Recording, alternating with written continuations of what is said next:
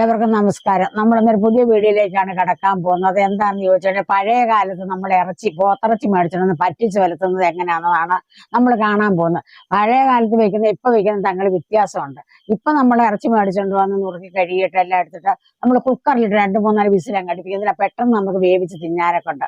പക്ഷെ ആ ഇറച്ചിക്കല്ല രുചി നമ്മൾ മംഗലത്തിനകത്ത് അടുപ്പേ വെച്ച് വേവിക്കുന്ന ഇറച്ചി ഒന്ന് പറ്റിച്ച് വലത്തി നോക്കിയാലുണ്ടല്ലോ എന്നാ സ്വാദാന്നറിയാമോ. ഇന്നിപ്പോ നമുക്ക് എപ്പോ ചെന്നാലും ഈ ഇറച്ചി കിട്ടും. പണ്ട് നമുക്ക് ഇങ്ങനെ ഇറച്ചി കിട്ടൂലായിരുന്നു. പണ്ട് ഒരു ഞായറാഴ്ച പറ്റിയ പിറ്റേ ഞായറാഴ്ചയാണ് ഈ ഇറച്ചി കിട്ടുന്നത്. അപ്പൊ എന്നെ കാണിക്കും ആൾക്കാർക്കൊക്കെ മിക്കവാറും ഇറച്ചിയൊക്കെ എല്ലാവർക്കും കഴിക്കണമെന്നൊരു ആഗ്രഹമൊക്കെ ഉണ്ട്. അപ്പൊ 3-4 കിലോ ഇറച്ചി മേടിക്കും. പക്ഷെ അന്ന് ഇത്രയും വിലയില്ല കേട്ടോ. കുറച്ച് വിലയൊക്കെ 10 രൂപയ്ക്കൊക്കെ 1 കിലോ പോത്തിറച്ചി കിട്ടുമായിരുന്നു, 8 രൂപ 10 രൂപയ്ക്കൊക്കെ. അപ്പൊ 2-3 കിലോ പോത്തിറച്ചിയൊക്കെ ഇനി മേടിച്ചോണ്ട് വന്ന് നല്ല മംഗലത്തിനകത്ത് പറ്റിച്ചതങ്ങ് വെച്ചേക്കും. അത് ഒരാഴ്ച കൂടുതലായി ഇറച്ചി ഇരിക്കും. അപ്പൊ നമ്മളിപ്പോ ഇന്ന് വെക്കാൻ പോകുന്നത് പഴയകാല ഇറച്ചി പറ്റിച്ചെടുക്കുന്നത് എങ്ങനെയാണ് നമ്മൾ വെക്കാൻ പോകുന്നത്. പക്ഷെ ഇന്ന് നമ്മൾ ഇറച്ചി വെച്ചാൽ അത്രയും രുചി വരുന്നില്ല. ഇറച്ചിക്ക് വ്യത്യാസം ഒന്നുമില്ല, പക്ഷെ നമ്മുടെ വെപ്പിലാണ് ഇച്ചിരി വ്യത്യാസമൊക്കെ വരുന്നത്. അപ്പൊ നിങ്ങളൊന്ന് ലൈക്കും കമന്റ് ചെയ്യാൻ മറക്കരുത്. ഇപ്പൊ തന്നെ ഒന്ന് ലൈക്ക് ചെയ്യുക, കമന്റ് ചെയ്യുക. ഇതാ നമ്മൾ മേടിച്ച 1 കിലോ ബീഫ് ഇതാണ്. അപ്പൊ നമ്മൾ നുറുക്കി മേടിച്ചിട്ടില്ല. സാധാരണ നമ്മൾ നുറുക്കി മേടിച്ചിട്ട് വരുമ്പോൾ നമുക്ക് ഉദ്ദേശിക്കുന്ന കഷ്ണങ്ങളല്ല, ഇച്ചിരി മുഴുത്ത കഷ്ണങ്ങളാണ്. ഇവിടെ കൊണ്ടുവന്നാൽ നമ്മളത് 2ആയിട്ട് നുറുക്കാൻ നമുക്കതില്ല. പിന്നെ ഒന്നിനകത്ത് വലുതുമാണ്. പക്ഷെ ഒരു സാധാരണ കഷ്ണം വേണം നമ്മൾ പോത്തിറച്ചിക്ക് എടുക്കുന്നത്. അപ്പൊ നമ്മൾ തന്നെ നുറുക്കുവാണെങ്കിൽ അവനവന്റെ പാകത്തിനുള്ള പാകത്തിന് നമുക്ക് ഇഷ്ടം പോലെ നുറുക്കി എടുക്കാം. അതുകൊണ്ട് ഞങ്ങൾ എന്തും നുറുക്കാത്ത ഇറച്ചിയാണ്. പിന്നെ വേറൊരു കാര്യം ഉണ്ട് കേട്ടോ, നമുക്ക് നുറുക്കി ഇങ്ങനെ ഇട്ട ഇറച്ചി കിട്ടും. അപ്പൊ അതിന്റെ അകത്ത് ചിലപ്പോൾ നെയ്യും മറ്റു കഷ്ണങ്ങളും അതും ഇതൊക്കെ കാണും. അപ്പൊ ഇങ്ങനെയുള്ള ഇറച്ചി ആകുമ്പോഴത്തേക്കും നമ്മളിങ്ങനെ ഒറ്റ പീസായിട്ടുള്ള ഇറച്ചി നമ്മൾ മുറിച്ച് കൊണ്ടുവരുവാണെങ്കിൽ കുറച്ചും കൂടെ ഫ്രഷ് നല്ല ഇറച്ചി നമുക്ക് കിട്ടും അല്ലേ. അപ്പൊ നമുക്ക് ഒത്തിരി നെയ്യൊന്നും ഇല്ലാത്തതോ ഒക്കെ കിട്ടും. പിന്നെ നമുക്ക് ഇറച്ചിക്കകത്ത് വാങ്ങിക്കുമ്പോൾ നമ്മൾ എപ്പോഴും വാങ്ങിക്കാറുണ്ടല്ലോ ഒരു കുഞ്ഞ് 2 കഷ്ണം എല്ല് നമ്മൾ എക്സ്ട്രാ വാങ്ങിക്കും കേട്ടോ. അപ്പൊ അതും കൂടി ഇട്ട് വെക്കുവാണെങ്കിൽ കുറച്ചും കൂടെ ഒരു നല്ല ടേസ്റ്റ് കൂടുതലായിരിക്കും അതിന്. ഓക്കെ, ഇനി അപ്പൊ നമ്മളിത് ഈ ഒരു പരുവത്തിലാണ് കേട്ടോ നമ്മുടെ ഇറച്ചി നുറുക്കുന്നത്. ഞങ്ങളിവിടെ ഇറച്ചി നുറുക്കുമ്പോഴത്തേക്ക് കൃത്യമായിട്ടുള്ള ചതുര കഷ്ണങ്ങളായിട്ട് അങ്ങനെയല്ല കേട്ടോ ഇറച്ചി നുറുക്കുന്നത്. ഒരു പ്രത്യേക രീതിയിലാണ്, കൃത്യം ഇങ്ങനെ ക്യൂബ് ആയിട്ടുള്ള രീതിയിലല്ല, ഒരു ഏങ്കോണിച്ച് അങ്ങനെ ഇങ്ങനെ കണ്ടില്ല. ഇപ്പൊ ഈ കഷ്ണം കണ്ടില്ല, ഒരു ഷേപ്പ്ലെസ് ആയിട്ടുള്ള വന്ന രീതിയിലാണ് ഇറച്ചി നുറുക്കിയെടുക്കുന്നത്. അതാണ് കുറച്ചും കൂടെ നല്ലത് കറിക്കാണേലും ഫ്രൈക്കാണേലും ഒക്കെ. അല്ല നമ്മളിങ്ങനെ കറക്റ്റ് ക്യൂബ് സ്റ്റൈലിൽ ഇപ്പൊ ഞാൻ വേറെ കഷ്ണം കാണിച്ചിരുന്നത് ഇങ്ങനെ, ഇതിപ്പോ ക്യൂബ് എന്ന് പറയാൻ പറ്റത്തില്ല, എന്നാലും ഇങ്ങനെ കറക്റ്റ് കട്ട പോലെ നുറുക്കി കഴിഞ്ഞാൽ ഒരു സുമാറില്ല. അപ്പൊ നമ്മുടെ ഇറച്ചി കഴുകി വാരി നമ്മളിവിടെ കൊണ്ടൊരു ഓട്ടപാത്രത്തിൽ വെച്ചിട്ടുണ്ട്. നമ്മളൊരു മംഗലത്തിലാണ് ഇത് അടുപ്പയിലാണ് നമ്മൾ ഇറച്ചി വെക്കാൻ പോകുന്നത്. അങ്ങനെ നമ്മുടെ ബീഫ് പറ്റിക്കാൻ വേണ്ടുന്ന പൊടികളാണ് ആദ്യം ചൂടാക്കാൻ പോകുന്നത് അല്ലേ. മല്ലിപ്പൊടിയാണ് ആദ്യം ഇടുന്നത്. ഓക്കെ, ചെറിയ സ്പൂൺ, അതുകൊണ്ട് നമ്മളൊരു 3 സ്പൂൺ മല്ലിപ്പൊടി. അതായത് അമ്മ ഉദ്ദേശിച്ച ടേബിൾ സ്പൂൺ അല്ല, ടീസ്പൂൺ ആണ് ഇത്. ഓക്കെ, അപ്പൊ നമ്മളൊരു 3 സ്പൂൺ മല്ലിപ്പൊടി ഇട്ടിട്ടുണ്ട്. പിന്നെ നമ്മൾ പിരിയമുളക് പൊടിച്ചതാണ്. ഇത് പക്ഷെ ടേബിൾ സ്പൂൺ ആട്ടോ ഇടുന്നത്. പിരിയമുളക് 2 സ്പൂൺ. നമ്മൾ ചാറ് വെക്കാനല്ല, അതുകൊണ്ട് നമുക്ക് 2 മതി. നമ്മൾ ഇനി വേറെ ഇതിനകത്ത് മുളകുകളൊക്കെ ചേർക്കാനുണ്ട് പറ്റി വലത്തുമ്പോഴും. പിന്നെ 1 സ്പൂൺ നമ്മൾ എരിവെള്ള മുളക് അതും കൂടെ പൊടിച്ചോണ്ട്. അപ്പൊ അങ്ങനെ അത്രയും മുളക് പൊടി മതി. പിന്നെ നമ്മൾ ശകലം മഞ്ഞൾപ്പൊടി ഇടുന്നുണ്ട്. പിന്നെ ഒരു കാര്യമുണ്ട്, ഇനി ഇത്ര അല്ല ഇതിനകത്ത് മുളക് വേണ്ട, ഇനി പിന്നീട് ഉപയോഗിക്കും അല്ലേ. മഞ്ഞൾപ്പൊടി ഒരു 2 കിള്ള് മഞ്ഞൾപ്പൊടി ഉണ്ട്. ഇത് അടുപ്പേ വെച്ചിട്ടുണ്ട്. ഇനി ഇത് പയ്യെ ഒന്ന് ചൂടാക്കി എടുക്കണം അല്ലേ. എല്ലാം മിക്സ് ചെയ്ത്. ഇത് മല്ലിപ്പൊടിനേക്കാളും കുറച്ച് കൂടുതലാണ് മുളക് പൊടി അല്ലേ. മല്ലിപ്പൊടി നമ്മൾ എടുത്ത ടീസ്പൂണിനും മുളക് പൊടി എടുത്ത് ടേബിൾ സ്പൂണിനും എടുത്തത്. 2 സ്പൂണാണ്, പക്ഷെ 2 ടീസ്പൂണും ടേബിൾ സ്പൂണും ആണ്. അപ്പൊ ശരിക്കും പറഞ്ഞാൽ 2 ടീസ്പൂൺ മല്ലിപ്പൊടി എടുത്തപ്പോൾ 4 ടീസ്പൂണാണ് മുളക് പൊടി എടുത്തത്, നമ്മുടെ കാശ്മീരി മുളക് പൊടി. പിന്നെ 2 ടീസ്പൂൺ നമ്മുടെ സാധാ മുളക് പൊടി ഇട്ടിട്ടുണ്ട്, കാരണം അത് വലിയ സ്പൂണിന് എടുത്തതുകൊണ്ട്. പിന്നെ എരിവ് ഒക്കെ നമ്മളുടെ ഇഷ്ടത്തിനനുസരിച്ച് ഒന്ന് കൺട്രോൾ ചെയ്യാം അല്ലേ. നമുക്ക് കൂടുതൽ വേണമെങ്കിൽ കൂടുതൽ എടുക്കാം. പിന്നെ ഇതിനകത്ത് കുരുമുളകൊക്കെ ചേരും കേട്ടോ അല്ലേ മേ. അതൊക്കെ ഉണ്ട്, വേറെയൊക്കെ വരും. അപ്പൊ ഇത്രയേ ഉള്ളൂ. അപ്പൊ ഞാൻ ഇത്രയും കാര്യം പറഞ്ഞ എന്തിനാന്ന് വെച്ചാൽ ഇത്രയുമേ ചൂടാക്കിയിട്ടുള്ളൂ. ഇത് കട്ട് ചെയ്യാതാണ് കാണിച്ചത്. അപ്പൊ ഇത് കറക്റ്റ് 1 മിനിറ്റ് ആകുന്നുള്ളൂ. അത്രയും സമയം ചൂടാക്കിയിട്ടുള്ളൂ. പക്ഷെ ചൂടാക്കി കഴിഞ്ഞില്ല. ഇനി ഇതിന്റെ അകത്ത് കുറച്ച് ട്രിക്കും കൂടി ഉണ്ട് കേട്ടോ. എന്താ വെച്ചാൽ ഇങ്ങനെ ഇച്ചിരി വെള്ളം ഒഴിച്ച് ഇതൊന്ന് ചാലിച്ചെടുക്കാൻ പോവാം. അങ്ങനെ നമ്മുടെ കറിക്ക് ഒരു കൊഴുപ്പ് വരുള്ളൂ. കൊഴുപ്പല്ല കഷ്ണത്തിലൊക്കെ പിടിക്കുള്ളൂ. ഈ പൊടി ഇങ്ങനെ അങ്ങിട്ട് കഴിഞ്ഞാലുണ്ടല്ലോ അത് അവിടെ ഇവിടെയൊക്കെ അങ്ങ് ഇരുന്നോളൂ. ഓക്കെ, അപ്പൊ ഇത് പയ്യെ ഒന്ന് ചാലിച്ചിട്ട് ഒന്ന് പയ്യെ ഒന്ന് മിക്സ് ചെയ്തെടുത്തു ആദ്യം തന്നെ. പണ്ടൊക്കെ നമ്മളിങ്ങനെ അരച്ചെടുക്കുമല്ലേ, ഇങ്ങനെ കുഴച്ചെടുക്കുമല്ലേ, കാരണം നമ്മൾ അരച്ചെടുത്തത് പോലെ ആക്കി. ഓക്കെ, അങ്ങനെ നമ്മുടെ പൊടികളൊക്കെ ചൂടാക്കി കൊണ്ടുവന്ന് ഇനി എന്താ ചെയ്യാൻ നമ്മൾ പോകുന്നത്? ഇറച്ചി മംഗലത്തിലോട്ട് ഇടുക. ഓക്കെ, നമ്മൾ കണ്ടില്ല ഇങ്ങനെ ഒരു ഓട്ടപാത്രത്തിലാണ് വെച്ചിരുന്നത്. അപ്പൊ വെള്ളം നന്നായിട്ട് വാർന്നു. അപ്പൊ ഇറച്ചി നമ്മള് കലത്തിലേക്ക് ഇട്ടു. ഇനി തേങ്ങയാണല്ലോ, ഇതും കൂടെ ഇടുന്നുണ്ട് ഇതിന്റെ അകത്തേക്ക്. കുഞ്ഞൊരു മുറി തേങ്ങ നമ്മൾ കൊത്തി എടുത്തിട്ടുണ്ട്. അതെ, ഈ ഒരു മുറി തേങ്ങയാണ് ഇവിടെ, ചെറിയൊരു മുറി തേങ്ങ ഇങ്ങനെ ഇതിന്റെ അകത്ത് കീറി എടുത്തതാണ്. എന്നിട്ട് അത് അരിഞ്ഞിരിക്കുന്ന ഷേപ്പ് വ്യത്യാസമുണ്ട് അല്ലേ മേ?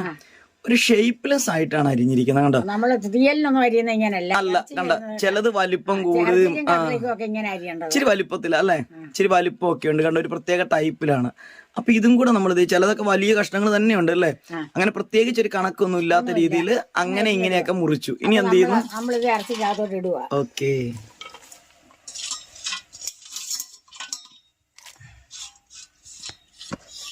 നമ്മളുടെ മിക്സ് ചെയ്തതേ മസാല ഇവിടെ ഇരിപ്പുണ്ട് കേട്ടോ, നമ്മുടെ പൊടികളെല്ലാം.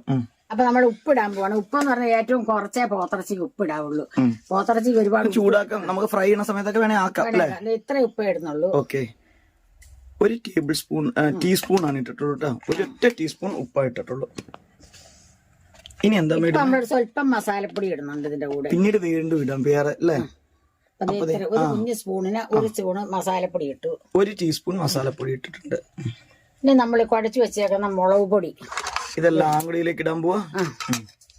നമ്മൾ ചൂടാക്കി കൊണ്ടുവന്ന ജസ്റ്റ് ഫ്രൈ. അപ്പൊ മസാല നമ്മൾ ചൂടാക്കിയിട്ടില്ല കേട്ടോ, അത് പ്രത്യേകം ശ്രദ്ധിക്കുക. ഗരം മസാല നമ്മൾ ചൂടാക്കിയിട്ടേ ഇല്ല, നേരെ പച്ചക്കാണ് അത് ഇട്ട് കൊടുത്തിട്ടുള്ളത്. ബാക്കി മുളക്, മല്ലി, മഞ്ഞള് നമ്മൾ ചൂടാക്കിയിട്ടുണ്ട്. ആക്ച്വലി മഞ്ഞളും ചൂടാക്കണം നിർബന്ധമില്ല അല്ലേ. ഇനി കറിവേപ്പില ഇടുന്ന. അപ്പൊ രണ്ടു കരിവേപ്പിലയും നമ്മൾ ഇതിന്റെ കൂടെ ഇട്ടങ്ങോട്ടൊന്ന് ഒന്ന് പെരട്ടു, കൈ കൊണ്ട് തന്നെ പെരട്ടണം. കൈ കൊണ്ട് തന്നെ മിക്സ് ചെയ്തെടുക്കണം അല്ലേ. ഓക്കെ,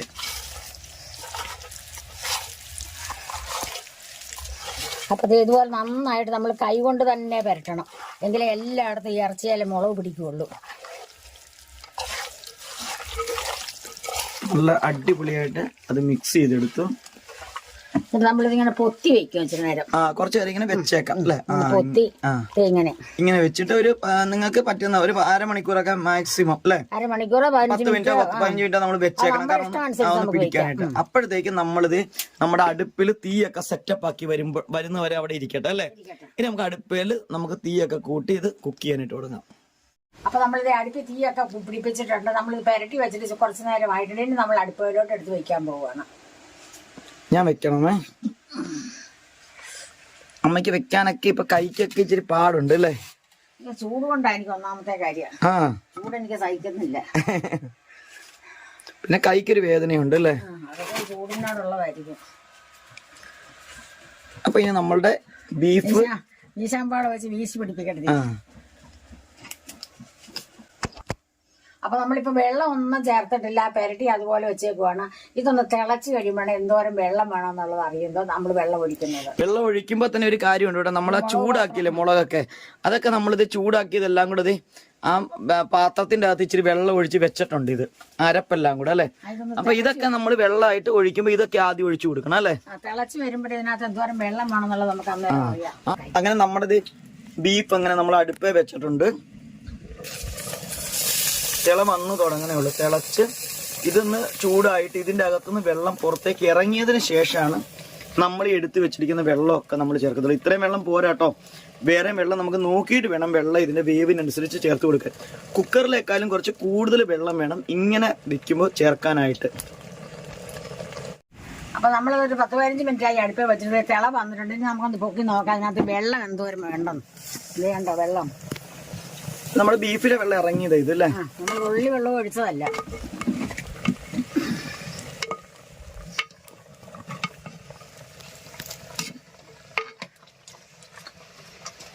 നമുക്ക് ശകലം വെള്ളം കൂടെ അങ്ങോട്ട് ഒഴിക്കാം. ഓക്കെ, നമ്മുടെ മുളക് പൊടി വറുത്ത പാത്രം എല്ലാം കൂടെ ആ വെള്ളം ഉണ്ട് നമ്മുടെ പാത്രത്തിന്റെ അകത്ത്, അത് ചാലിച്ച വെള്ളമാണ് ആദ്യം ഒഴിക്കണം അല്ലേ.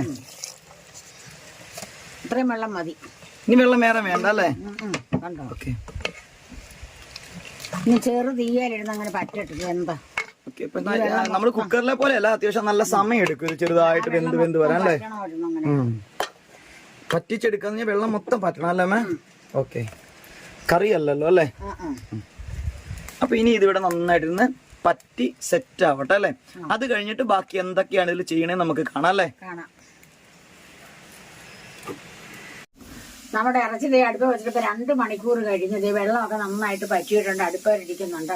പക്ഷെ നമ്മൾ കുക്കറിൽ വെക്കുന്ന ഇറച്ചിയും അടുപ്പ് നമ്മൾ കലത്തി വെക്കുന്ന ഇറച്ചിയായിട്ട് കലത്തി വെക്കുന്ന ഇറച്ചിക്ക് ഒരു പ്രത്യേക രുചിയാണ്.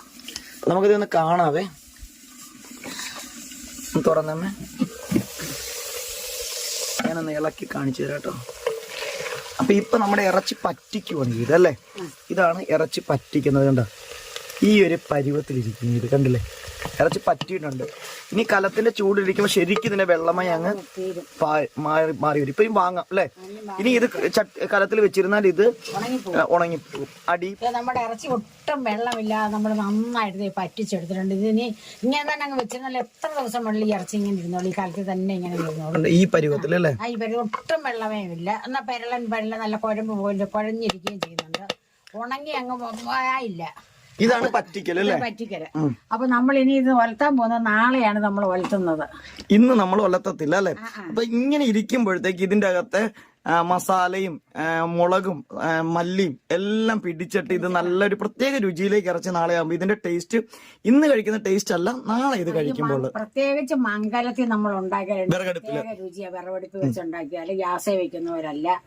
അപ്പൊ ഇന്ന് നമ്മൾ ഇനി ചെയ്യാൻ പോകുന്ന, പക്ഷെ നാളെയാണ് ശരിക്കും ഉണ്ടാക്കേണ്ടതെങ്കിലും നമ്മൾ ഇന്ന് നാളെ ഇത് എങ്ങനെയാണ് ഉണ്ടാക്കണത് ഇന്ന് നമുക്ക് കുറച്ചൊന്നങ്ങ് കാണാം അല്ലെ. അപ്പൊ അതിനായിട്ട് നമ്മളിത് കുറച്ച് സാധനങ്ങളൊക്കെ എടുത്തിട്ടുണ്ട് കേട്ടോ, അതും കൂടെ കാണിക്കാം. ഒലത്തി എടുക്കാനുള്ള ഇതിന്റെ സാധനങ്ങൾ എന്തൊക്കെയാണ്? ഇത് വെളുത്തുള്ളിയുണ്ട്, വെളുത്തുള്ളി, ഇത്രയും വെളുത്തുള്ളി ഉണ്ട്, ഒരു 5-6 കൂട്ടം ചുവന്നുള്ളി ഉണ്ട്, ഒരു ശകലം പെരിഞ്ചീരകം, ഒരു 2-3 കിള്ളി, ഇങ്ങനെ കിള്ളി എടുത്താൽ ഇങ്ങനെ 2 കിള്ളുണ്ട്. പിന്നെ ഒരു 10-25 കുരുമുളകുണ്ട്, ഒരു കഷ്ണം ചെറിയൊരു കഷ്ണം ഇഞ്ചിയുണ്ട്, ഇത്രയുണ്ട്. പിന്നെ അത് മാത്രമല്ല 2 പച്ചമുളകുണ്ട്. പച്ചമുളക് നമ്മൾ കടുവ് പൊട്ടിക്കാനുണ്ടാകുന്നുണ്ട്, പിന്നെ കറിവേപ്പില. അപ്പൊ ഇത്രയും സാധനങ്ങളെല്ലാം നമ്മൾ റെഡിയാക്കി വെച്ചിട്ട് ഇത്രയും സാധനങ്ങൾ വേണം ഇത് ഒലർത്തിയെടുക്കാനായിട്ട് അല്ലെ. സബോള ഇല്ല അല്ലെ. അപ്പൊ അതെ നമ്മൾ ഒലർത്തിയെടുക്കാനായിട്ട് നമ്മളിത് ഒരു ചീനിച്ചട്ടി, ഇൻഡാലിയത്തിന്റെ ഒരു ചീനിച്ചട്ടിയാണ് നമ്മൾ വെച്ചിട്ടുള്ളത്. നിങ്ങൾ ഇരുമ്പ് ചീനിച്ചട്ടി ഉണ്ടെങ്കിൽ ഏറ്റവും ബെസ്റ്റ് അതായിരിക്കും അല്ലെ. ഇരുമ്പിന്റെ ചീനിച്ചട്ടിയിൽ ഉണ്ടാക്കുമ്പോൾ വേറൊരു പ്രത്യേക ടേസ്റ്റ് കൂടും അല്ലെ. അപ്പൊ നാളെ ഉണ്ടാക്കേണ്ട സാധനം ഇന്ന് നമ്മൾ കാണിക്കാൻ വേണ്ടി ഇപ്പൊ തന്നെ നമ്മൾ ഉണ്ടാക്കുവാണ്. പക്ഷെ ഒരു കാര്യമുണ്ട്, ഈ ഫുൾ ഇറച്ചി അല്ല ഒലർത്തിയെടുക്കുന്നത് അല്ലെ. നമുക്ക് ആവശ്യത്തിന് കുറച്ച് മാത്രമാണ് നമ്മൾ ഇപ്പൊ ഒലർത്തിയെടുക്കുന്നത്. അങ്ങനെയാണ് നമുക്ക് എപ്പോ എന്തോരം വേണോ അത്രയും നമ്മൾ അപ്പൊ ഒലർത്തി എടുക്കുകയാണ് ചെയ്യുന്നത്. അമ്മ എങ്ങനെ നമ്മുടെ ചീനിച്ചട്ടിക്കകത്തേക്ക് കുറച്ച് വെളിച്ചെണ്ണ ഒഴിച്ച് വെച്ചിട്ടുണ്ട്. വെളിച്ചെണ്ണ ചൂടാകുമ്പോഴത്തേക്ക് ഞാനൊരു കാര്യം ചെയ്യാം, നമ്മളുടെ ഈ ഒരു സംഭവങ്ങളെല്ലാം ഒന്ന് ചതച്ചോണ്ട് വന്നെ അല്ലെ. എല്ലാം ചതയ്ക്കാൻ അരയ്ക്കുമല്ല, ജസ്റ്റ് ഒന്ന് ചതച്ചെടുക്കുകയാണ് ചെയ്യേണ്ടത്. അപ്പൊ അത് ചതച്ചോണ്ട് ഞാൻ വരാം. എല്ലാം എന്ന് പറഞ്ഞാൽ നമ്മൾ ഈ വറ്റൽമുളക് ചതയ്ക്കത്തില്ല, പച്ചമുളക് ചതയ്ക്കത്തില്ല. ചതയ്ക്കുന്ന സാധനങ്ങൾ ഇത്രേ ഉള്ളൂ കേട്ടോ. വെളുത്തുള്ളി, ഇഞ്ചി, നമ്മുടെ കൊച്ചുള്ളി, പിന്നെ പെരിഞ്ചീരകവും കുരുമുളകും വേറെ വേറെ ചതച്ചെടുക്കണം അല്ലെ.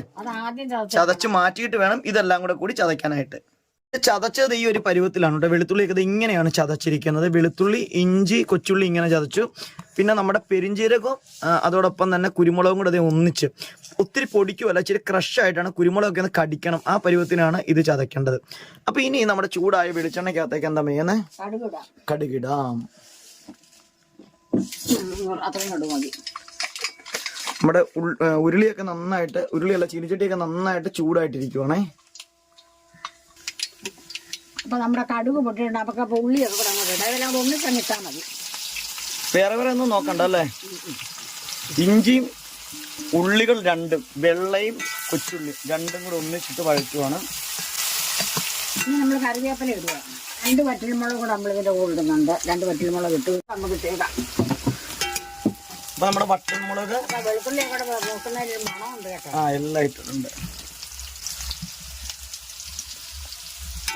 ഇനി ഇതൊന്ന് മൂത്തിട്ടാണ് ബാക്കി സാധനങ്ങളൊക്കെ ഇടുന്നത് അല്ലേ. അപ്പൊ നമ്മുടെ പച്ചമുളകും കൂടെ നമ്മൾ ഇതിനകത്ത് ഇട്ടു. മറ്റേതൊക്കെ മൂത്തിട്ടുണ്ട്. ഒരുപാട് അങ്ങ് മൂപ്പാവുന്നതിന് മുമ്പ് നമ്മൾ ഇറച്ചിടണം, അല്ലെങ്കിൽ ഇത് വരട്ടിക്കൊണ്ടിരിക്കുമ്പോഴേ ഇതങ്ങ് കരിഞ്ഞു പോകും.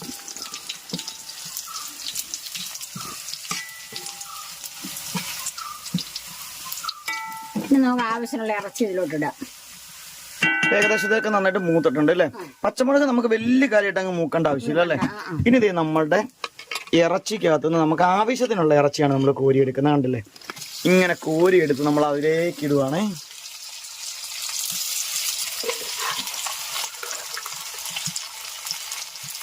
മതി.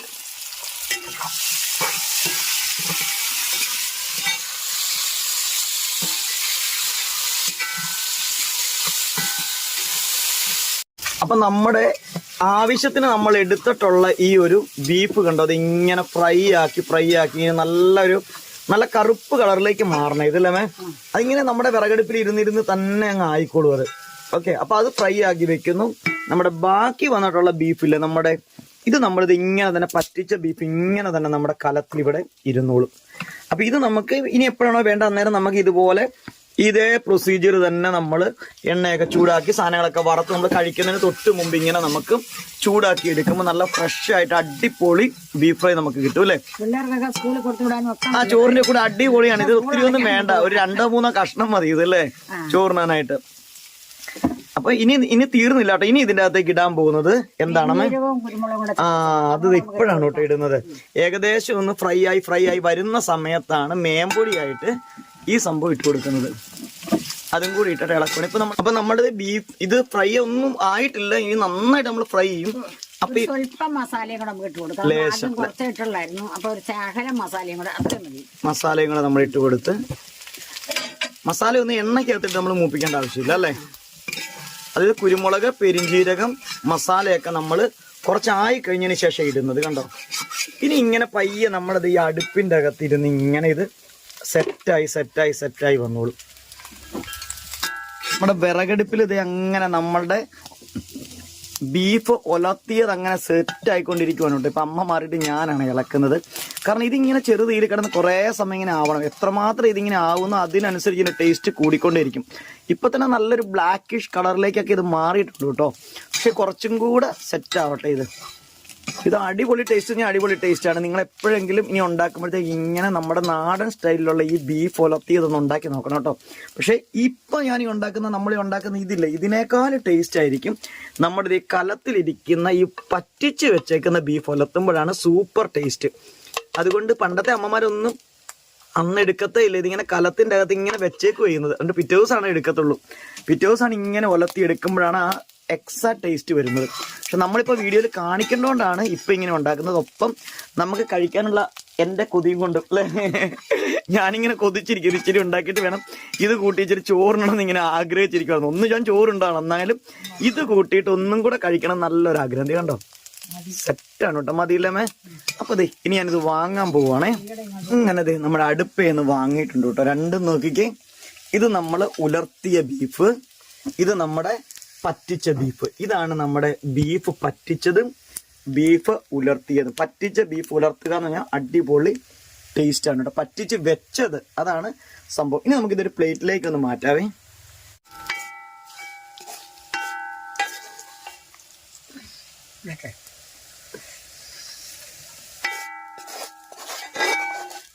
കണ്ടത് ഇത്രയും മാത്രം കേട്ടോ നമ്മള് സെറ്റാക്കി എടുത്തിട്ടുള്ളൂ കേട്ടോ. പൊറോട്ടയോ ചപ്പാത്തിയോ ഒന്നും വേണ്ട. ഇത് വെറുതെ ഇങ്ങനെ കോരി കഴിക്കാനും നല്ല ടേസ്റ്റ് കേട്ടോ. അപ്പൊ നമ്മളിത് മംഗലത്തിൽ വെച്ച് ബീഫ് പറ്റിച്ചത് നിങ്ങൾ കണ്ടു. അതേണ്ട അത് കഴിഞ്ഞിട്ട് നമ്മൾ ബീഫ് എടുത്ത് ഉലർത്തുകയും ചെയ്തു. ഇത് ഉലർത്തിയ നല്ല അടിപൊളി ബീഫാകട്ടെ. ഇത് കഴിക്കാൻ തോന്നും നമുക്ക്. ഒരു വേണ്ടാത്തവർ ഇത് പറക്കി തിന്നും. അപ്പൊ നിങ്ങളും ഇതുപോലെ ഒന്ന് ഉണ്ടാക്കി നോക്കണം. അപ്പൊ നിങ്ങൾക്ക് എന്റെ ഈ ബീഫ് ഉലർത്തിയതും ബീഫ് പറ്റിച്ചതും ഇഷ്ടപ്പെട്ട് കാണുമെങ്കിൽ ലൈക്കും കമന്റും മറക്കരുത്. അതോടൊപ്പം തന്നെ ചാനൽ സബ്സ്ക്രൈബ് ചെയ്തിട്ട് ജസ്റ്റ് ഒന്ന് സബ്സ്ക്രൈബ് ചെയ്ത് സപ്പോർട്ട് ചെയ്യുക, ഹൈപ്പ് ചെയ്യുക, ലൈക്ക് ചെയ്യുക, ഷെയർ ചെയ്യുക അല്ലെ, ഇതൊക്കെ ചെയ്യുക. പിന്നെ അമ്മ ഇന്ന് തന്നെ ഇത് ഉലർത്തിയെടുത്തു എന്ന് വിചാരിച്ച് നിങ്ങൾ ഇന്ന് തന്നെ ഉലർത്തരുത്. നിങ്ങൾ ഇതുപോലെ തന്നെ പാത്രത്തിന്റെ അകത്ത് വെച്ചിട്ട് പറ്റിച്ച് പിറ്റേ ദിവസമാണ് ചെയ്യാവുള്ളൂ അല്ലെ. ആവശ്യത്തിന് മാത്രം എടുത്ത് ചെയ്യാവുള്ളൂ. അപ്പൊ കഴിക്കാനായിട്ട് ഉണ്ടാക്കിയെടുക്കുക. അതേ കണ്ടോ, ഒന്നും കൂടെ ഞാൻ കാണിച്ചു തരാം. അതിന്റെ തേങ്ങാക്കൊത്തൊക്കെ മാത്രം കഴിച്ചാൽ മതി. അത്രയ്ക്ക് ടേസ്റ്റ് അല്ലേ, അത്രയ്ക്ക് ടേസ്റ്റാ. അപ്പൊ നിങ്ങൾക്ക് ഇഷ്ടപ്പെട്ട് ഞാൻ വിശ്വസിക്കുന്നുണ്ട്. അടുത്തൊരു വീഡിയോ ആയി വരുന്നവരെ നിങ്ങൾക്ക് എല്ലാവർക്കും എന്റെ നന്ദി, നമസ്കാരം.